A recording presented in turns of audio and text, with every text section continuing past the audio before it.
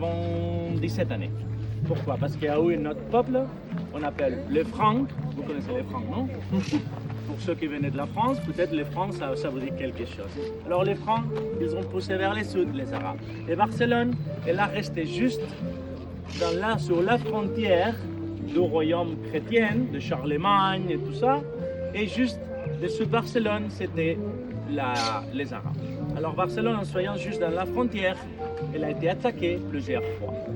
Jusqu'à la fin du Xe siècle, que les comtes, ça c'était un comte, le comte de Barcelone, il en avait marre, il a dit, allez, vous m'aidez pas, parce que je suis ici en train de faire comme un oreiller, non? En train d'arrêter les Arabes, ils m'attaquent, mais personne ne vient m'aider ici. Ce que je vais faire, c'est prendre l'indépendance de ces comtes. Alors Barcelone, il cherchait des autres comtats à côté, et la union de tous ces comtats, c'était l'origine de ce qu'on appelle la Catalogne. La Catalogne, ici on a notre langue, c'est le catalan, mais à partir de quelques moments, on est devenu aussi espagnol, et on parle de langue maintenant, le catalan et l'espagnol. On est bilingue depuis qu'on est presque. Alors, au siècle XIIIe, Barcelone, elle devient plus grande parce qu'on a eu la grande expansion sur la Méditerranée.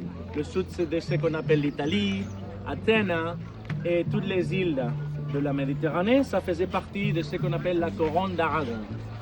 Et Barcelone, c'était une ville très très importante, beaucoup de commerce. Et la ville, elle devient plus grande jusqu'à cette ligne blanche que c'est ce qu'on appelle aujourd'hui la Rambla.